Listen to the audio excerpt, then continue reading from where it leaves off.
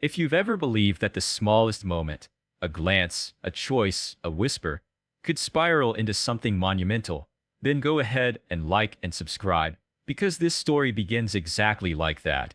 Quietly, unexpectedly, and in a place no one ever expects to witness a life unraveling.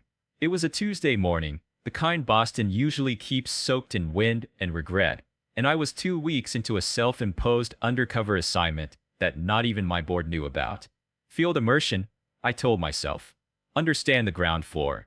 See what the company really feels like. But I wasn't fooling anyone, least of all myself. I needed to feel small again. Needed to remember why I'd started Burnation in the first place. So there I was, wearing a thrift store hoodie and a crooked name tag that said Alex, wiping down sticky cafe counters and pretending I didn't run a multi-million-dollar brand. That particular store, nestled in the heart of Back Bay, ran like a caffeine-fueled pressure cooker.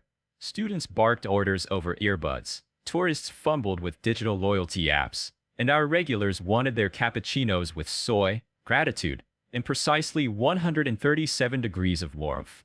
But amid the steam and the static, it was easy to go unnoticed. That's what I counted on, at least, until I pushed open the door to the break room just before the 10 a.m. shift change and heard someone cry. Not the kind of subtle sniffles you try to muffle with a tissue.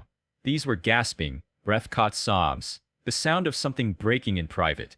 My instinct was to back out quietly, give whoever it was their moment of solitude. But something stopped me. Maybe it was curiosity, maybe guilt, or maybe, deep down, I just knew this wasn't something I was supposed to walk away from. Inside, hunched on an overturned crate, was a young woman in a too-big apron with her face hidden in her hands. Blonde hair twisted in a messy knot, shoulders shaking. Her name tag was flipped, but I'd memorized everyone's by now. Rachel. She'd only started last week. Quiet, competent, never late, never loud. "Hey," I said, keeping my voice low, neutral. "You okay?" She jolted, wiped at her cheeks with the sleeves of her sweatshirt, then nodded way too quickly. "Yeah, just tired. Sorry." I hovered by the door like a ghost who didn't know whether to haunt or help. "You want some space?" She shook her head, exhaled. "No, just needed a second." I didn't think anyone would come in. The silence after that felt sacred. Like whatever came next would either break the moment or make it. I stepped inside slowly and sat on the edge of a supply crate across from her. "Can I sit?" "You already are," she said, managing the ghost of a smile. I waited. Sometimes people just need silence to open up. And after a moment, she did. "My kid didn't sleep last night. Teething. I got a daycare late. Manager gave me a warning. Rent's due in 3 days, and I just got a notice that my gas bill is overdue. And then someone yelled at me because I put almond milk instead of oat milk in their latte, and I just..." Her voice cracked, and she looked away, furious at herself for crying again. "I'm sorry," she muttered. "I sound pathetic." "No," I said gently. "You sound human." She blinked at that. Maybe because I didn't try to fix it or offer a tired cliche. I just listened. That's when she pulled back her sleeve to check the time, and I noticed the faint ink of a tattoo on her wrist, 3 black dots in a triangle. I recognized it. Recovery. I'd seen it before, on a cousin's arm. Rachel caught my glance and flushed. "It's old. Doesn't define me anymore." "But it's part of you," I said. She hesitated, then nodded. "Yeah, it is." For a moment, we sat in the kind of silence that only comes from two people seeing a little too much of each other. "You don't talk like someone who works here," she said, eyes narrowing. "What's your deal, Alex?" I hesitated. The safe play would have been to laugh it off, spin a story. But something in her honesty made me want to offer mine. Just someone trying to figure out if this place still means what it used to.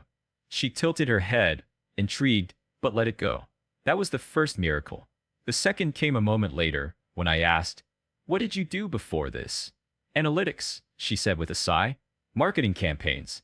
Data interpretation. Cleaned up a lot of bad strategy for people who wouldn't let me sit at the table."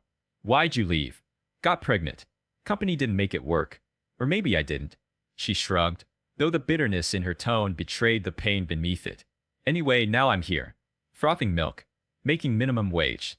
Hoping I can stretch a miracle." I studied her. Not just the words, but how she said them. Sharp mind under heavy weight. I had 1,000 employees like her on paper, but none in the flesh. None with this fire just waiting for oxygen. I didn't know it then, but this moment, this messy, tear-streaked break room moment, would set off a chain of events that would change everything I thought I knew about leadership, about value, and about family. But that story's only getting started. And if you believe, like I do, that second chances don't just show up, they find you when you're not looking, then stick with me. You'll want to see where this goes next. It's funny how a single conversation in a windowless break room can unspool the threads of your worldview. Quietly at first, then all at once. Rachel didn't know it, but after our talk, I couldn't focus on anything else that day. Not on the undercooked pastries in the oven. Not on the out-of-date espresso grinder. Not even on the new location proposal waiting on my executive desk 30 floors above the city. My mind kept circling back to her. Her cracked voice, her clenched jaw, the way she said, "I'm here," frothing milk, like it was a confession rather than a job. By the time my shift ended, I was outside the cafe pretending to smoke a cigarette I didn't have. Just standing there in the wind, thinking. That night, back in my real apartment, a penthouse no barista would ever afford, I opened my laptop and typed her name into the company HR portal. Rachel Taylor. Nothing but basic records. But then I searched the job applicant database. Bingo. She'd applied to Brunation's corporate HQ 8 months ago. Marketing analyst. Solid resume. Impressive credentials. Honors from UMass.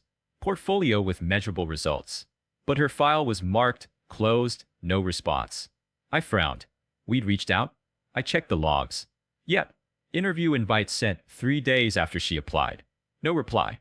The timing made my chest go tight. That must have been right around the time she said everything fell apart. Her ex walking out, the pregnancy, losing her apartment. Maybe she hadn't been able to check her email. Or maybe she just didn't have the energy.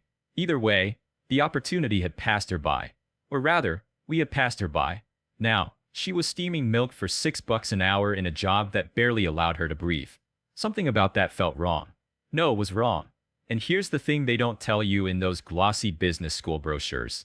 Sometimes, leadership is just this simple decision not to look away. The next day, I arrived at the cafe early. Before the first customer. Before the music. Rachel was already there, unpacking boxes of lids and stirring powdered matcha like her soul depended on it. "Morning," I said.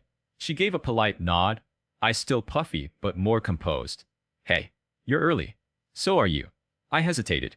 "Look, about yesterday, don't worry," she interrupted. "I won't cry again. That's not usually my thing." I smiled. "Actually, I wanted to ask you something." She froze slightly. "Okay. You said you used to do marketing analytics?" She nodded cautiously. "I have something I'd like you to look at." I pulled out my phone and opened a spreadsheet I'd pulled from the Brunation HQ dashboard that morning. It was real data from our latest digital ad campaign. CTR, CPC, impressions by demographic and region. "Humor me," I said, handing her the phone. "Tell me what you see." She blinked, brows drawing together as she scrolled. Her fingers tapped instinctively, zooming in and highlighting a line of data. "Your highest conversions are happening between 8 p.m. and midnight," she said almost immediately, her voice slipping into something confident and analytical. "But 70% of your ad budget is going toward daytime traffic. That's backwards." She pointed again. "Also, you're overspending in the Northeast and totally underallocating to the Pacific Northwest, where your brand sentiment is actually stronger." I stared.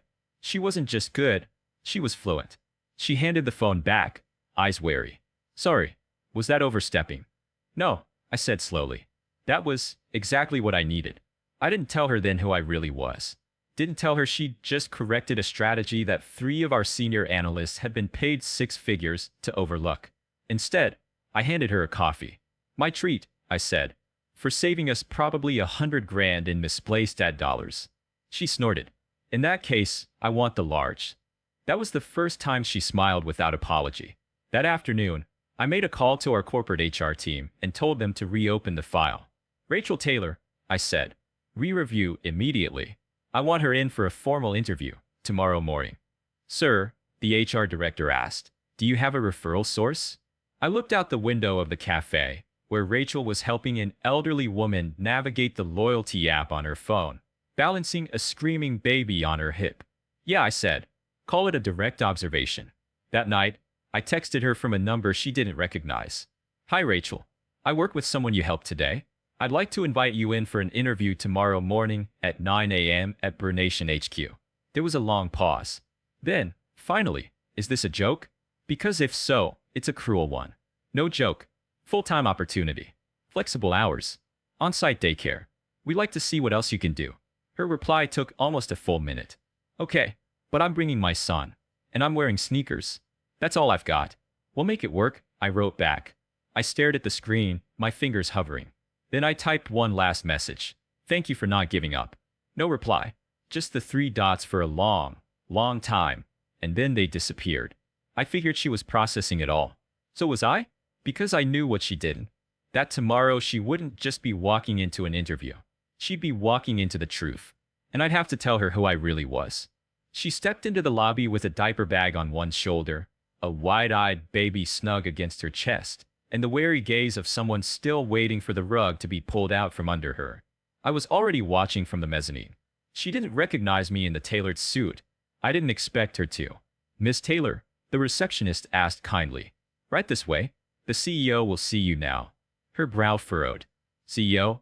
She followed anyway, her sneakers squeaking slightly on the polished floor. When she entered my office and saw me standing there, this time not as Alex, the barista, but Brett Wallace, the man whose signature was on her job offer, her face went still. You lied, she said. No scream, no accusations. Just those 2 quiet words, heavy with meaning. I nodded. Yes, I should have told you who I was sooner. But I had to be sure. Sure of what? That what I saw in the break room wasn't a fluke. That you're exactly the kind of person this company needs. She crossed her arms. Because I cried in front of you? No, I said. Because after that, you still showed up. Because you saw what my own team missed. And because even when everything is against you, you fight like hell to stay standing. Her lips tightened. Lucas whimpered softly on her chest, and she rocked him instinctively. I reached for the folder on my desk. The position is yours if you want it. Full salary. Remote flexibility. And yes, we have on-site childcare. She didn't move. Didn't take the folder. Why me? She asked. Why go through all this for someone you don't know? I hesitated, then told her the truth. Because 6 months ago, you applied here. Your resume hit my desk. You were our top candidate. We tried to reach you, but no one ever answered. Her eyes widened slightly. I never saw any messages. I know, I said. Now I do. Silence stretched, thick with implications. Finally, she stepped forward and picked up the folder. I'll need to think about it, she said. Of course, I replied. But in her eyes, I saw it. That flicker. The one I'd seen once in the break room. A spark not of desperation, but of possibility. And this time, I wasn't going to let it burn out.